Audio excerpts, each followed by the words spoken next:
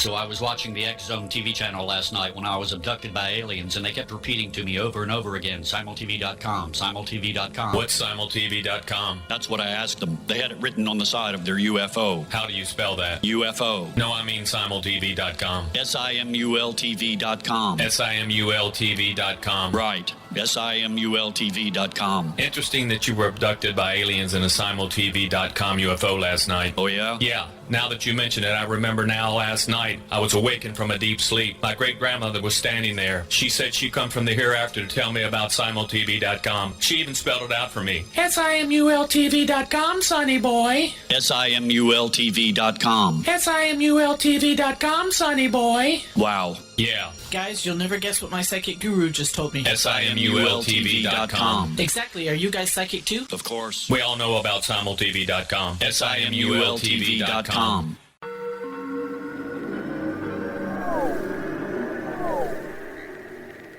Roswell in the 21st century is a detailed re-examination of the Roswell UFO crash case. I have studied the evidence for more than 30 years, and I now put that evidence under a microscope in a cold case examination of the facts. These facts might not please everyone. They are based on my comprehensive investigation that took years to complete, but they do lead to the conclusion that whatever fell was not built on Earth.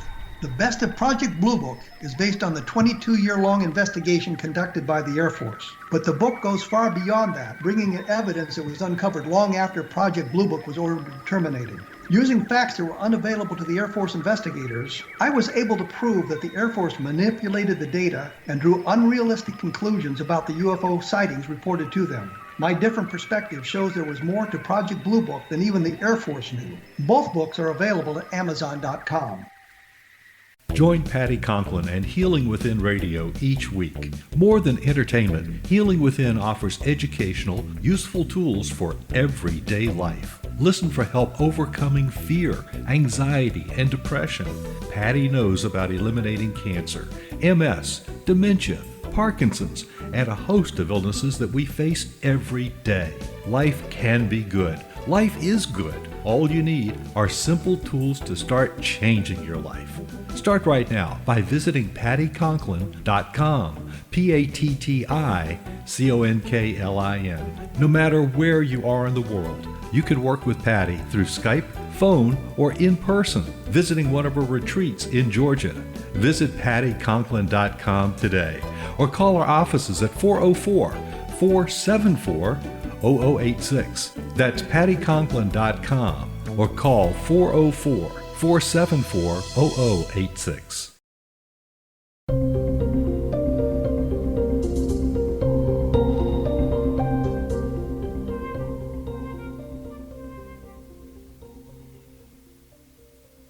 Hey, welcome. This is Dr. Lori, and I am guest hosting Healing Within for Patty Conklin. I hope that everybody is doing well. My thoughts go out to each and every one of us as we contend with it's one of the biggest disasters on a mass scale that we've had certainly in my lifetime. And so I'm honored today to be able to be speaking with Dr. George Everly. Dr. Everly is a founder of the International Critical Incident Stress Foundation, called ICISF.org, the organization that pioneered debriefing models for first responders who face life and death on the job. And I've been very privileged to be part of a debriefing team that is directed by Paul Schweinler, also of ICISF, and we were involved in debriefing first responders and teachers at Marjorie Stoneman Douglas in Parkland, Florida. Dr. Jeffrey Mitchell, who was a co-founder of ICISF, also led the debriefing at Marjorie Stoneman Douglas. Critical Incident Stress Management, or CISM, provides tools, information, and support for managing acute stress reactions. Dr. Everly teaches at the Johns Hopkins University Bloomberg School of Public Health, the Johns Hopkins School of Medicine, and is the author of the Psychology Today blog, When Disaster Strikes. He is an NGO delegate for ICISF at the United Nations. Welcome, Dr. Everly. Thank you so much. Thank you, Dr. Laura. It's a pleasure to be with you today. Thank you. Well, we're we're speaking of when disaster strikes. Disaster is striking, and it's about to hit very hard. I understand from my medical colleagues that there are projections that within 2 weeks the United States will be in the same critical situation as Italy. And so I was wondering, from your experience in working with first responder populations, how are first responders able to handle a disaster of this scale? What are the most important 3 things that they need to keep in mind when they're handling mass casualty events where we're going to have as many as 2,000 people a day dying, according to Dr. Fauci's projections? What can we learn from what first responders have to deal with? Well, first of all, I think we have to keep in mind that first responders are professionals at what they do. This isn't their first rodeo, although it is on a scale that we've never seen before, potentially at least, if those projections are correct. But first responders deal with tragedy often on a daily basis. They've developed their own coping mechanisms, many of them just unique to each individual person. But one thing we see across the board is that it's important to stay task-focused when you're on the job.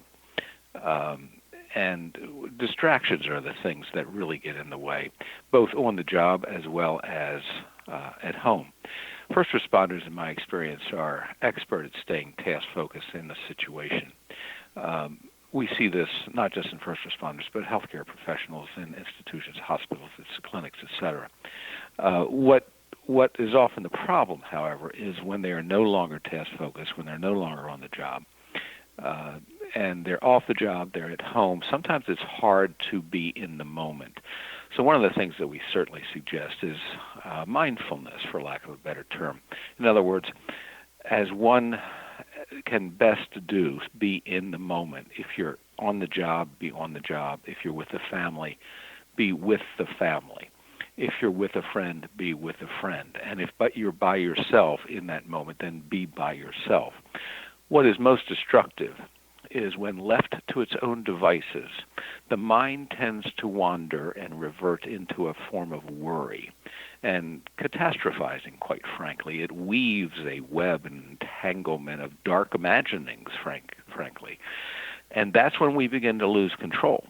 And I think one of the most important things that first responders who have had the longest, most successful careers remember is they can't always control what happens. They can always control how they react to it. That's a powerful point. And in terms of controlling reactions, what are some of the things that you recommend that first responders do that our listeners could also model? Well, again, I think it's just to reiterate the point, the most important thing is to be mindful of where you are, with whom you are engaging, family, friends, coworkers, whatever. Mindfulness is really, really important. But I think it's also important to take care of yourself physically.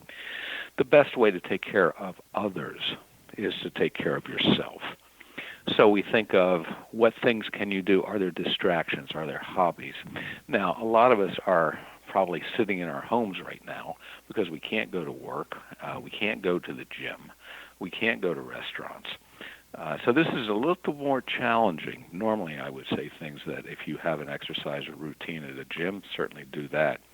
But we can certainly take some of those same routines. Maybe not exactly the same as the gym, but we can exercise at home in one way or another. Getting out, taking a walk in the fresh air is very helpful. Distractions from whatever the burden might be are always helpful. And again, be in the distraction, be in that moment, and that's really important. Taking care of yourself physically, it's okay to treat yourself. Just don't go overboard with it from a nutritional standpoint, from an exercise standpoint. I think it's important to reach out to others, formally, informally. Do you have a friend, a colleague, a family member that you can just really unload on? That cathartic ventilation is helpful. As long as, again, it shouldn't go down that dark path of catastrophizing.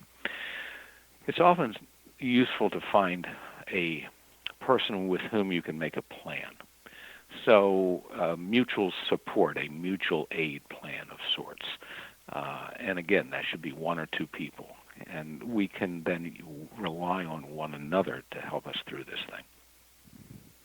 Absolutely, and that's really important because I was actually just reading last night in a book called Stress Management and Crisis Support for First Responders. It's a small book, and it talks about stress amplifiers. And feeling helpless is one, and certainly the criteria for trauma are a sense of helplessness and horror. But a stress amplifier is social isolation and violations of worldview.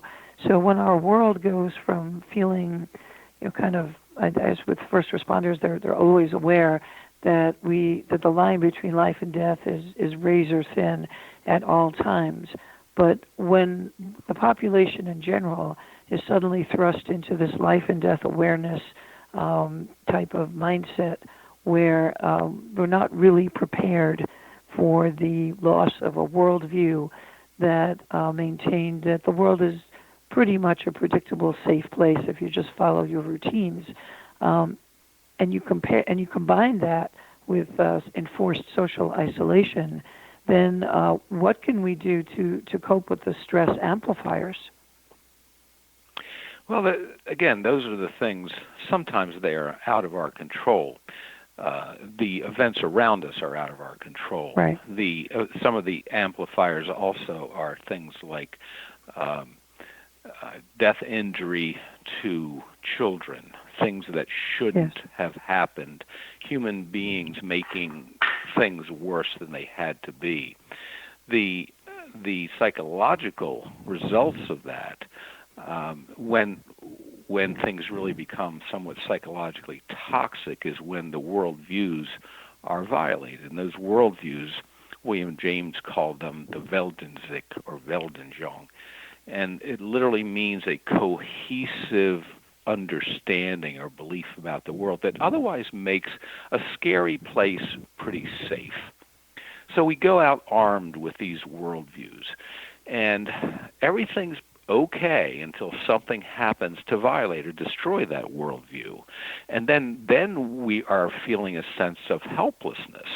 And what fuels that then is withdrawal. It's very common when people are overstressed to withdraw, become isolative. What we forget is the number one predictor of human resilience is support of other people. So we are inadvertently, when we are withdrawing that number one support system and predictor of resilience.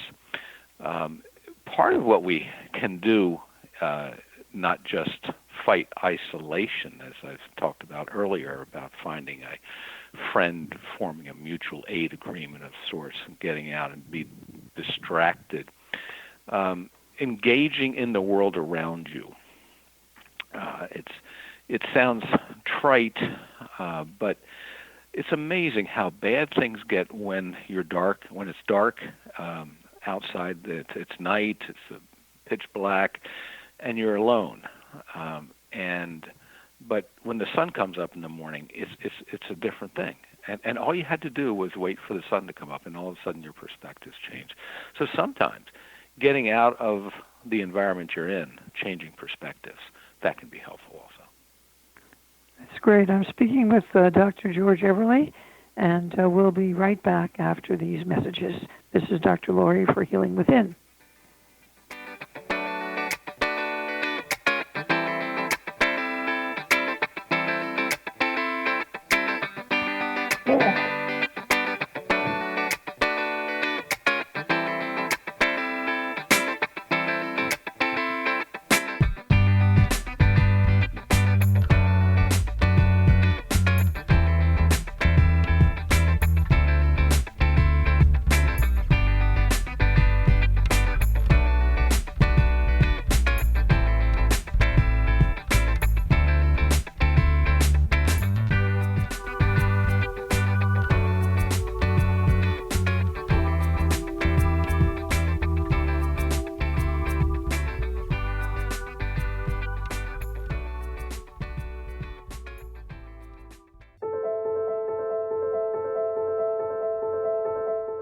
Are you looking for psychic services that empower as well as provide accurate information?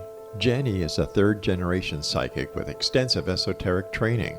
A practicing professional intuitive for over 30 years, her accuracy is astounding. While most psychics can read what will happen to you if you don't change directions, Jenny understands the future is subjective. While there is a river of time we all traverse, that river has many waves, eddies, currents, and tributaries from which to choose. With Jenny as your guide, you can explore the many possible outcomes in the river of time and navigate your course to the one of your liking. Take control of your future. Book your life-changing session with Jenny today at www.gen-e.net. That's www.gen-e.net.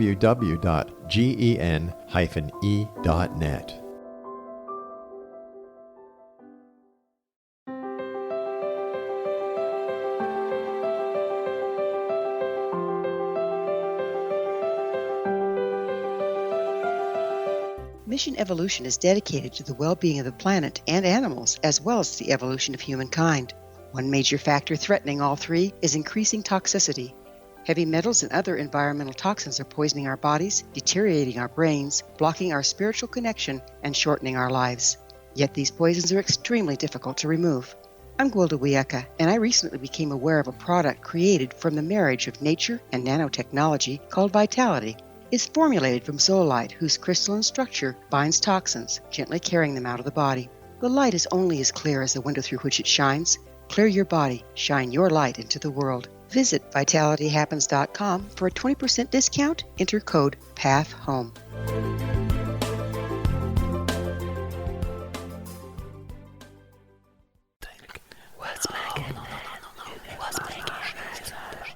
In the mid-1990s, I was approached by a young woman who believed she'd been abducted by alien creatures.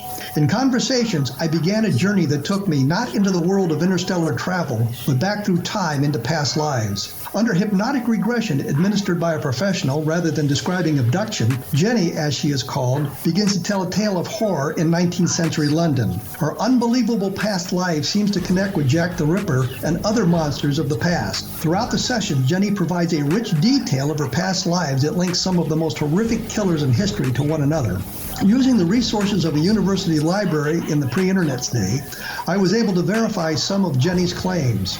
She has knowledge that wasn't readily available to a suburban housewife. Does this prove the reality of her tales? Conversations attempts to answer that and other provocative questions. Conversations is available at Amazon.com.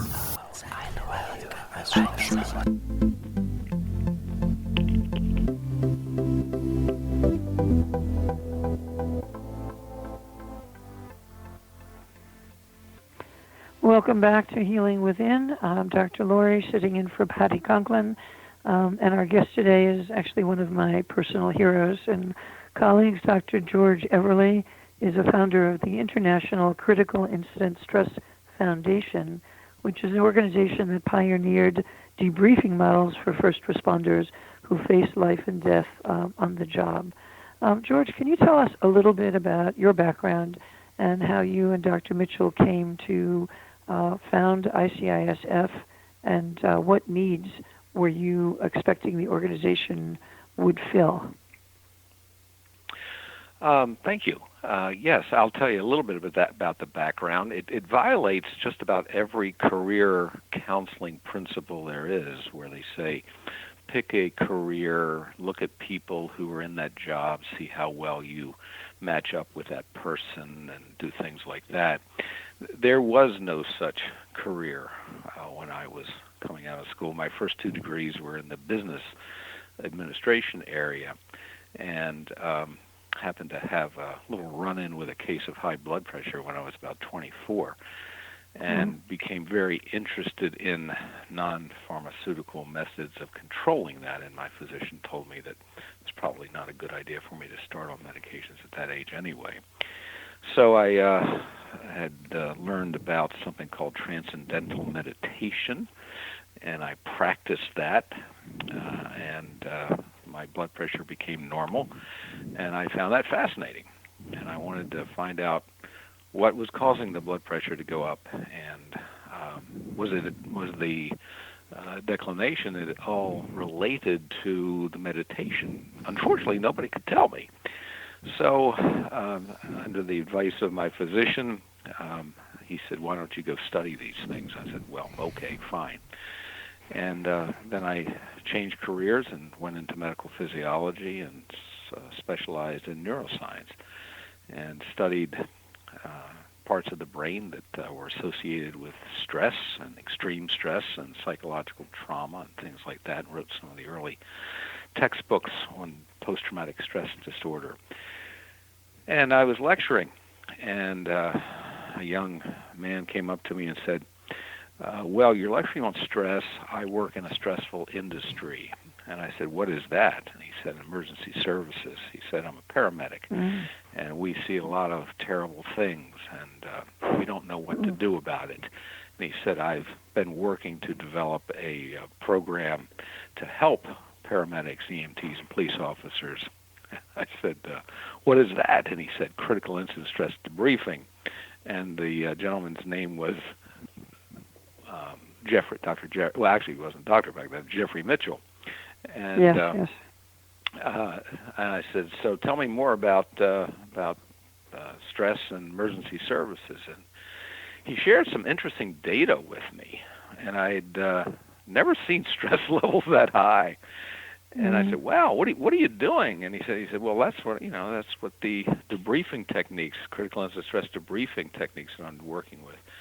And I said, "Well, it should go far beyond that." I said, "What you need to do is create an organization that supports people in positions like this, the health and well-being of these people." And he said, "Yeah, well, nobody has that kind of thing out there." And I kind of cavalierly said, "Oh, well, I can help you with that. By golly, I've got a business degree. I can do that." Not fully understanding what I was about to get into.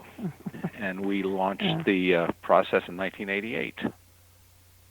And how is it received in 1988? You were introducing something that was certainly brand new and to a certain degree, actually to a high degree, kind of against the narrative that professionals tell themselves when they go into whether it's frontline media, whether it's being a police officer or a fireman, a firefighter. The code was always you're not supposed to show your feelings. You put your feelings aside when you do your job, and you just kind of have to deal with them yourself in a private way. Is that not so? It was very much countercultural. We were very much going against the grain. Absolutely correct. And we were told that we had some modicum of potential success in the fire service, perhaps with EMTs and paramedics, but we certainly would not have any success at all in law enforcement. So it was rough going. Interestingly enough, if we look back now over 30 years, law enforcement has embraced the notion of law enforcement being a high-risk industry and the need to do something about it, perhaps even more so than the fire service. Interesting. So is there a difference in terms of how you've been able to educate law enforcement as opposed to firefighters and rescue personnel about the need for critical incident stress debriefing? Are there different approaches? Well, I mean, we quickly moved away from the notion of just debriefing, which is getting people together in a small group for a discussion of a traumatic event. And we, while not abandoning that, obviously, we just expanded the model to be a more comprehensive continuum of care. And we call that critical incident stress management, a strategic planning system, if you will. Directly to your question, what did we do differently? I don't know that we did anything differently. It was just a matter of the right message at the right time in the right ears. And we did have some interesting support in the FBI at the time. They had founded what would become a very famous unit, the Behavioral Science Unit. And a little story that very few people know. They are familiar with the FBI Behavioral Science Unit because of the world acclaim it's gotten for profiling serial killers. What most people don't understand is that the small group of agents that founded that unit, 2 agents in particular, decided that rather than go into the criminal profiling arena, which everybody else was doing, that they would go into the area of providing psychological support for FBI agents. At the time, it was believed that if an FBI agent fired their weapon in the line of duty, they would have roughly only about 4 years left on the job, regardless of their age, regardless of how long they had been in the career. That was considered to be a sentinel event that would terminate one's career. And they said that's unacceptable. So one of those individuals, Dr. James Reese, became a close personal friend and colleague, and he brought myself and Dr. Mitchell to the FBI Academy on many, many occasions to lecture. So that may have helped in terms of the credibility of the FBI getting behind this notion of critical incident stress management.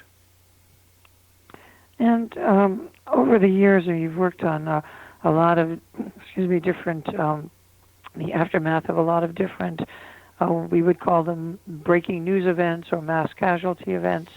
When we come back, I'd like to talk to you about how this particular disaster, which looks like it's shaping up to be a mass casualty event, how is it going to affect us as a people, as citizens, and what can we learn from first responders about our own stress management, how to handle social isolation, and how to avoid stress amplifiers when we are social distancing or self-quarantining because of our exposure to the coronavirus or COVID-19.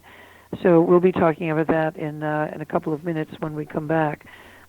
George, just quickly, when you think back to all of the events that you have worked on in terms of critical incident stress management, are there one or two in particular that stand out to you as being particularly life-changing or transformative to you in terms of how you work and how you see the world?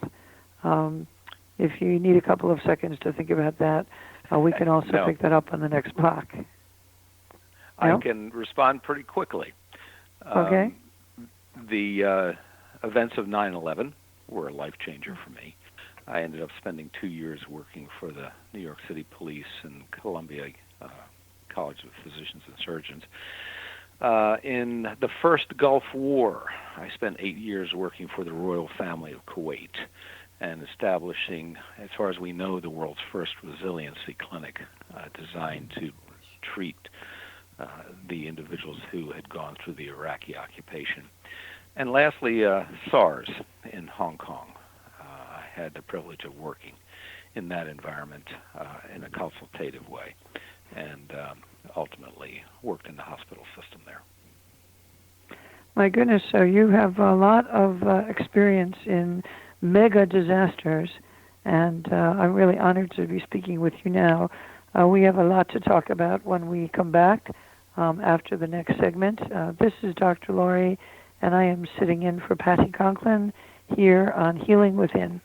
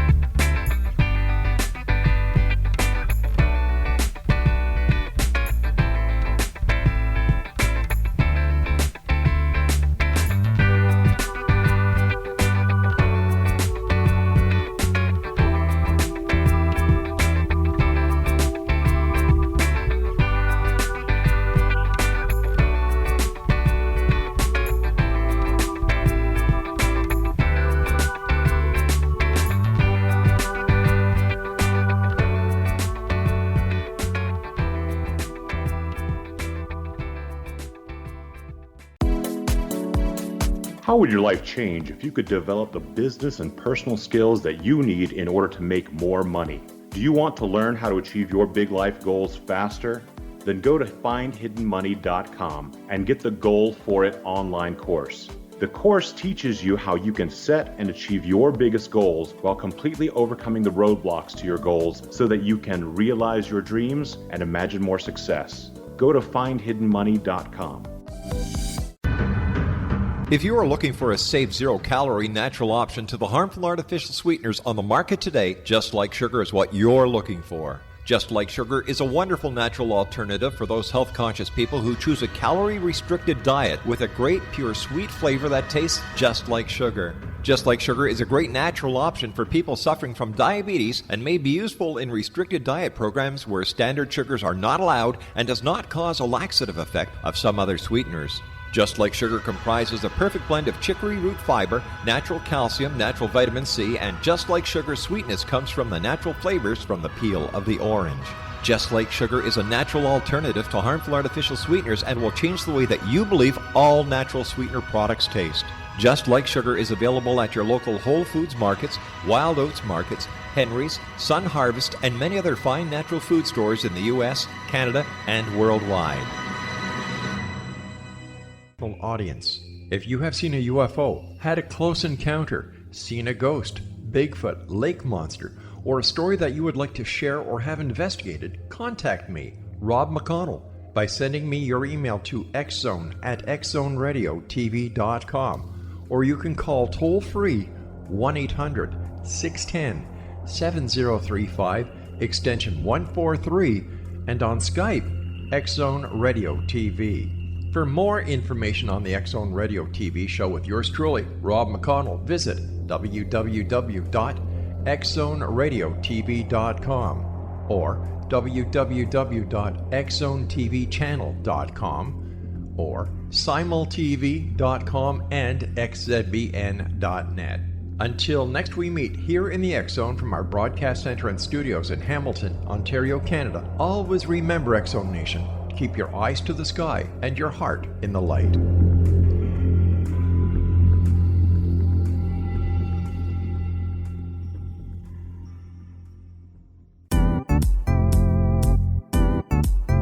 Memorable dynamic presentations are a not-so-secret weapon in the business world. Do you have a powerful message that must be shared, but you haven't found a way to deliver that message? Do you want to be known as a top public speaker who gets amazing results? Are you ready to create and deliver your powerful message? Thomas Hides can help you create and deliver your speech to get the results you desire. Visit iconquality.com.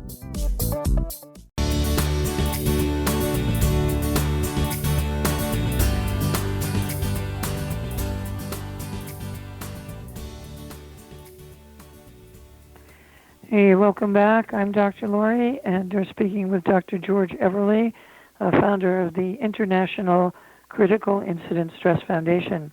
ICISF is the organization that has pioneered debriefing and resiliency models for first responders who face life and death on the job every day. And thank you so much for giving your time today, Dr. Everly. I know that you're extremely busy. And I'm wondering if there are any particular protocols that you are designing for this particular epidemic or pandemic that we're facing, because paramedics are really and EMTs are really going to be exposed to a lot of serious illness and critical care needs, and even death when they go out on a call. So are there any resiliency protocols that you are offering first responders in advance of having to face more mass casualties as a result of this virus? Well, we certainly have a national and international network of critical incident stress management teams that are well trained to provide psychological crisis intervention and provide this type of support, whether it's individually or in small groups, the debriefings. Most of my work for the last week, frankly, has been working with healthcare professionals in hospitals and clinics. There is concern there. Of course, the patients will be treated there. Shifts will change. The risk of infection will be great there. So we are working with folks in terms of providing peer support and stress management protocols at various hospitals. And how is that being received by the personnel? Are they welcoming that, or is it just one more thing that they feel they have to have on their to-do list, another task, another project? Well, we've just recently stood up the new protocols as of yesterday and today, so it's a little early to tell. The feedback we've gotten so far, however, is that people are thanking us for what we're doing. I think it's important to understand that this is to use the metaphor, a marathon, not a sprint. So if you take a look at the guidance from the Substance Abuse and Mental Health Administration, for example, they'll say disasters come in phases, and there are several phases. So the first would be the impact, where this is the shock of, oh my gosh, something's wrong, something is really bad. Then there is kind of what they will refer to as a heroic phase. The heroic phase is where people step up, they do extraordinary things to get the job done. Yeah. Bless you. I think I'm talking too much. Anyway. Bless you again, yeah. They are doing extraordinary things. And after that, there's, at some point, fatigue sets in. And we call that phase the disillusionment phase. And that's when the greatest needs will be. And that's what we're really gearing up for. Right now, I think we're in a transition from the impact to heroic phase. And that's going to last probably a week or more, maybe even longer. The disillusionment will be stretched out, I fear, for quite some time. And in a way, if you take a look at the Dow Jones Industrial Average, the stock markets, they are a proxy, in my opinion, for the psychological well-being of the economy and maybe even the nation in many instances. And if I say that, and if I am correct, you can do a quick self-diagnosis in terms of how we're doing. It definitely does seem to be a reflection and definitely an influencer of the mood of the country. And I think even people who do not have any investments in the stock market, when they hear the alarm in the anchormen and anchorwomen when they read the copy, and it says, stock market dropped 3,000 points yesterday, or almost 3,000 points, and you can see the alarm registering on their face, then that alarm gets, of course, mirrored, back to millions of people. And even if they know nothing about the stock market, they think, oh my God, this is bad, this must be bad, this must mean that it's going to be bad. So it's kind of from a nonverbal communication perspective, it sets up an expectation of disappointment and disillusionment, and that engenders fear. What are your thoughts? Well, I think, again, if you take a look at the stock markets and you imagine the profiles that you see that are on the TV every day, those charts, if you look at them almost as a heartbeat, you should be worried. And the reason we should be worried is not so much that the heartbeat is dropping in amplitude and rapidity, but which that's certainly of concern. But what's more striking to me is the variability. In other words, what I mean by that is it's down 3,000 points yesterday. It's up 700 points today. It was down 2,000 points a few days ago. It was up 2,000 points. That speaks very loudly to me that there is uncertainty in the markets, and the markets despise uncertainty. Now, if we take the stock market as a proxy for the human mind, there are a few things that the human mind has greater disdain for than uncertainty. Fear is one thing. People think fear is the worst thing. It's not. Fear is based around a definable event, anticipated or real, but it's definable. Once you fear something, once you know what it is, you can develop a defense against it. What this stock market tells me is we don't know what's going on, and therefore we don't know what to do about it. If the stock market is a proxy for the human mind, we translate it and we say people don't know what's happening, and they don't know what to do about it. Most people don't want to be rescued per se. They want to be empowered. They look to sources of authoritative information and say, what should I do? The information is coming, but sometimes it's contradictory. And that's not the fault of the authorities. It's the nature of what we're dealing with. And so these are troubling times, and I think we are just beginning to see things and how they will play out. And I think that's an excellent operating metaphor for the stock market as a proxy for the human mind. In my book, The 5 Gifts, Discovering Hope, Healing, and Strength When Disaster Strikes, which I'm really honored that you've reviewed and find that it's relevant and helpful.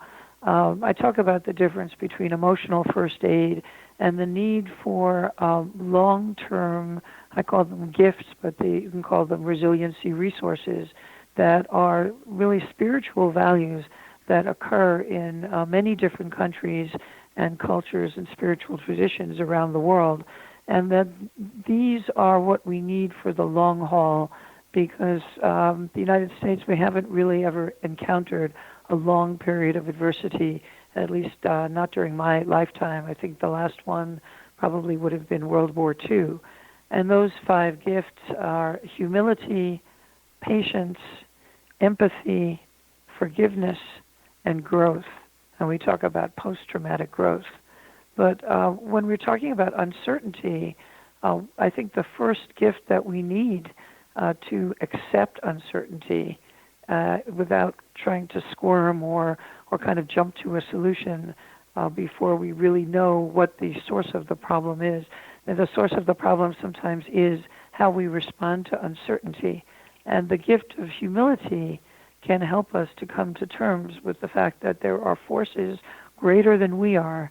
There are natural forces, there are geological forces, and there are spiritual forces, but there are definitely unseen forces that are greater than we are, and that humility is what allows us the grace, or gives us the grace to just stay in the moment and accept that things are imprecise, and we're really dealing with a lot of very, very big unknowns that affect our survival, both as individuals and as families and as communities, and even as a global population. What are your thoughts on humility as an element of resilience? I think it's really important, and I think it plays into what I said earlier. Control what you can. With humility, accept the things that are out of your control. The problem is that we have this illusion that we can control things when in reality we have no real control over them. So it's a tough lesson for many people to learn that we're not as much in control as we thought we were, and this is a time to be humble. But again, what can you control? You can control how you react to things. You mentioned my the blog, When Disaster Strikes. I just put a post up several days ago called The Psychology of Viral Pandemic, where I include certain specific tips on what leaders should do and what people should do. The desire there is not to cure the problem. I can't do that. That's out of my control.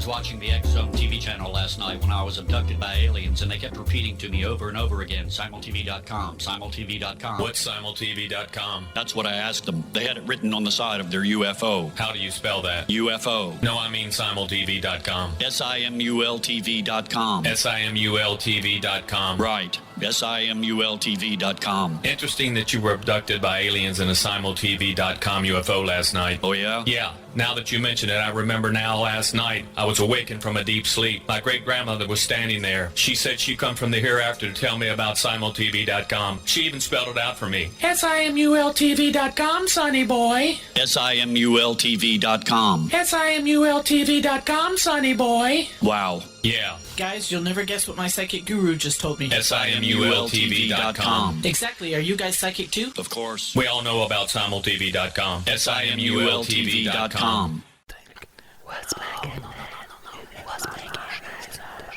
In the mid-1990s, I was approached by a young woman who believed she'd been abducted by alien creatures.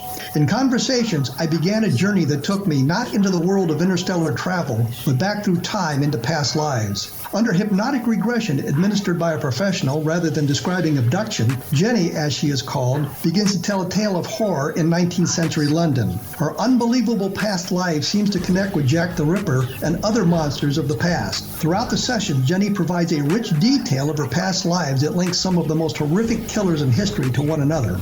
Using the resources of a university library in the pre-internet day, I was able to verify some of Jenny's claims. She has knowledge that wasn't readily available to a suburban housewife. Does this prove the reality of her tales? Conversations attempts to answer that and other provocative questions. Conversations is available at Amazon.com.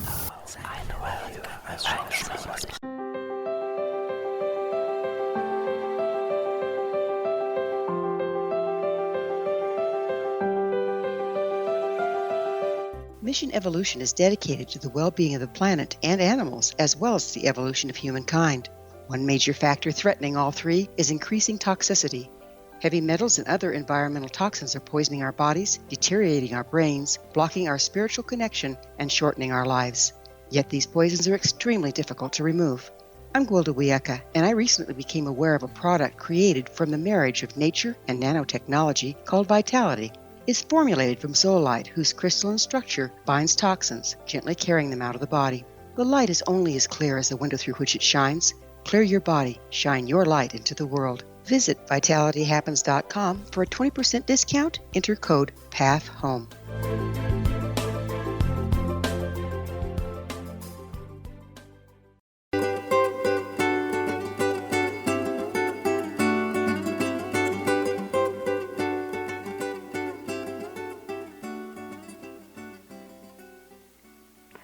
Welcome back to Healing Within. I'm Dr. Lori, sitting in for Patty Conklin, and I'm honored to be speaking with Dr. George Everly, a founder of the International Critical Incident Stress Foundation, an organization that pioneered debriefing models and mental health models, really, for the first responder community in the United States and now around the world. Dr. Everly, you were just speaking about your Psychology Today blog, and we're talking about what leaders need to do and what people need to do. And I'm wondering if you could continue expanding on that. Sure, thank you. So again, the notion is that by posting things on a blog, I'm not going to cure the problem. What I can do is provide guidance for people to cope in the best manners possible. And that happens at two levels, I think. One is at the organizational or societal level, where we speak to leaders. There are things that leaders need to do. And then there are things that individuals can do for themselves as well. So we've been conducting research on leadership for quite some time, and we've been able to identify the most salient factors that leaders need to characterize or exhibit in times like this. We call that resilient leadership. And the first thing that we need from leaders, our research tells us, is that they need to be optimistic and future-oriented. They need to be thinking past certainly in the moment, but past the moment as well. They need to send a message of optimism, not despair. We have a classic example of that probably changed the world. Paul Renault was president of France as World War II broke out. And when France was initially invaded by the Germans, his response was pessimism, despair, and hopelessness. On the other side of the English Channel was someone quite different, Winston Churchill, who exuded optimism. The problem was Renault's pessimism resulted in the defeat of the French army, even though the French army was larger than the German army. So attitudes really matter. Leaders must exude optimism. The second thing that leaders must do is they must be decisive. They cannot be afraid of making a decision. Unfortunately, many governmental agencies discourage, shall we say, decisiveness, and they really advocate for the status quo. Don't make waves. Don't take risks. And yet in situations like this, risk-taking is really quite necessary. Another characteristic that we find is important is open communications and frequent communications. And finally, some sense of trust, a moral compass. Why should I, as a member of the community, believe anything my mayor, city council, or governor is going to say? They must have some modicum of trust. Otherwise, all of the messaging, all the open communications, all of the optimism, it fails. So those four things define what we refer to as resilient leadership. And this has been written about by in a book by the Institute of Medicine and the National Academies in Washington called a ready and resilient workforce. And that sounds really important for anybody in the workforce to know about, whether you're in leadership or management or even a staff member. I was kind of thinking about the Belgian king who said on the anniversary of a terrorist attack a number of years ago, he said, "Let us be tender. Let us be tender with each other. Let us be kind. Let us be compassionate." And I think that this is a time when we also want our leaders to show that they are empathic or that they are compassionate and understanding the confusion that everybody is feeling, because we're now living in a big unknown. It's as if we walked through a doorway that had a giant question mark in the doorway, and we all had to walk through, and now we're in unknown territory. And it's very important that we can trust that our leaders are going to be compassionate, that they're going to that they're trustworthy, that they're going to be decisive, as you said, that they have some kind of a moral conscience that we can feel is reliable and compatible with what the values that we have integrated into our lives as well. And I think that's what we're looking for whenever we're looking for a captain to hold the ship steady. And yes. I thank you for putting that out there. Of course. You started to say yes. So, do you have any thoughts on that? You also asked about the personal side of things, and right, not just the leadership, because right. Again, ultimately, I think most people don't want to be taken care of per se. They want to be empowered. So what are the things that our research has shown empowers people? Or if we said another way, if we look at people who seem to be, I won't say immune, but almost immune psychologically to these types of situations, and certainly the people that are highly resilient in these types of situations. And as I referenced in an earlier segment, this is based on experiences I've seen all over the world. I've been to 39 countries on 6 continents and studied almost every major disaster since about 1989 or so. And there are themes that recur over and over again. And what we find is that people that are stress immune or highly resilient tend to be people that have support systems. They tend to be people that are highly tenacious. They don't accept failure once, twice, three times as a fait accompli. Rather, they see failure as a stepping stone to success. They see failure as something that is a learning opportunity. I think that must be kept in mind currently because we don't fully understand the impact of this virus. The case fatality rate is highly debated at this point. It was argued to be 3%. I have studied the numbers.